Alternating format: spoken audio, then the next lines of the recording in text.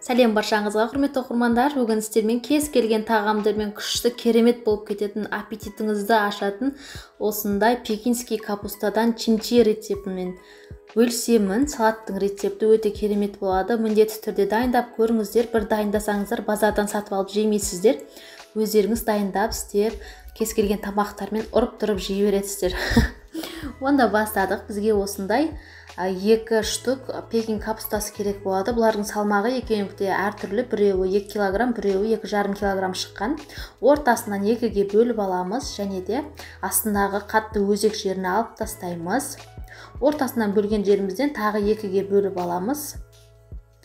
Сонда бір капустаны 4-ге бөлеміз. Осылай көріп тұрғандарыңыздай видеодағыдай ортасынан бөліп алдық. Енді үлкендеу шараға осылай бәрін біртіндеп осылай ашып аламыз.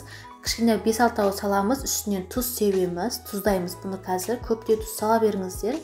Жақсылап әбден тұзға сіңу керек бұл. Тағы үстінен жапырақтарын төсеп, тағы үстінен тұз себеміз.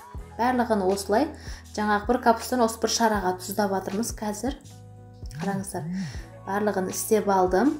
Осы бір капустаны, пекин капустасыны, яғни осындай бетіне жақсылап тұз сеуіңіздер. Енді үстінен 2,5-3 литрдай су құямыз. Бізде қазір бетін батырған кезде бетіне барлығы батып, тұзды суға сіңіп тұру керек. Біздің капустамыз мына осылай темірлегендеріңіз болса, бетін жақсылап басып жауастар. Мен қатты 2 тасты пакеттерге әбден салып, бетін ауырлау болып басып тұру керек. Сол кезде капустамызға тезірек тұз сіңетін болады. Мына осылай істеп аламыз. Енді қалған екіншісінде міне осылай тұз суға әбден су бетіне шығып тұру керек, көміп. Сол кезде біздің капусталарымыз жақсы тұздалатын болады. Енді екінші капустамызда менде кішілеу шара болды бұл жерде, үлкендеу болса жүдә жақсы. Оны да тура солай етіп тұздап аламыз. Жаңағындай жапырақтарын бөліп, беттеріне тұздарын сеуіп, әдемілеп, осының барлығын жаңағы істегенде етіп қайталап аламыз. Енді үстінен 2 литрдай су құямыз. Неге десеңіздер, бұл жерде кішілеу капуста еді, және де шарамызда кішілеу болғандықтан 2 литр судың өзі жеткілікті. Осындай кішілеу леген салдым. Енді жаңағындай леген үлкен болады. Бетіне жаңағы тастарымызды басып, осылай батырып қоямыз. Енді кем дегенде 4 күнде тұру керек. Бөлме температурасында өзі тұзы сіңіп, әдемі болып тұрады. 4 күннен кейін уже жаңағы қалампырларын, бұрыштарын әші етіп дайындап аламыз енді. 3-4 күн уақыт өткеннен кейін бізге осындай базардан сатып аласыздар, арнайы осындай қызыл бұрыштар болады.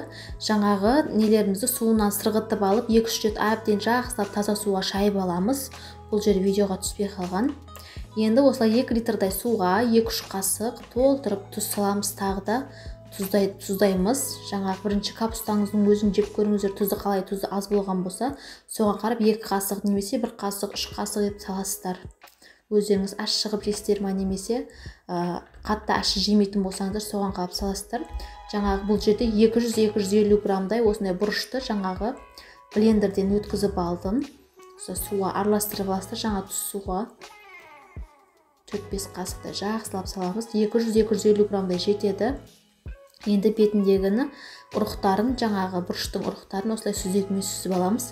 Әрине барлығы сүзіп алынбайды, ішінде қаншасы қалып кетеді. Осы бетінде көпіп қалқып тұрғандарын бәрін осылай сүзекімен тазалап аламыз.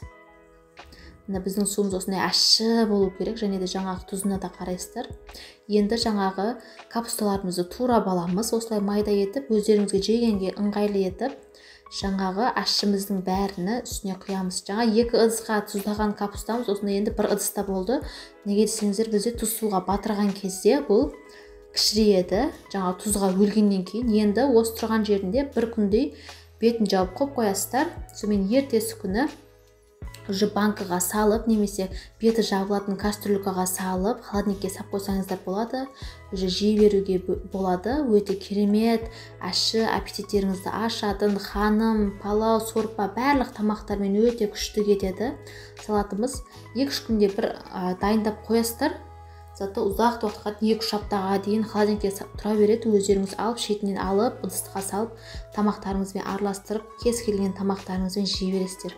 Осылай банкаға, 2 литр банкаға басып саламыз.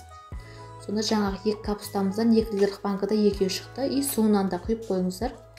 ащы суға тағы да тұзы ащысы сіңіп холодильникте дәмі әдемі болып керемет болып тұрады. Екінші банкымыз кішкене толмай қалды, оған да осындай ащы суынан құйып қоямыз. Сөйтіп енді әбден бетін жауып, енді холодильникке қойып сақтай беруге болады, және де уже ашып жей беруге болады. 1-2 күн жақсылап тұзы ащысы сіңгеннен кейін вообще дәмі өте күшті керемет болып шығады. Ащы жақсы көретіндер болса, осы пекин капустасынан чимчи салатын міндетті түрде дайындап қойыңыздар. Сіздерге видео рецепт ұнаған болса, лайк басып, комментарияға жазып қалдырып кетіңіздер. Парақшама тіркелуді ұмытпаңыздар. Палаулар мен әсіресе ең керемет кетеді. Барлықтарыңызға рахмет, ас болсын.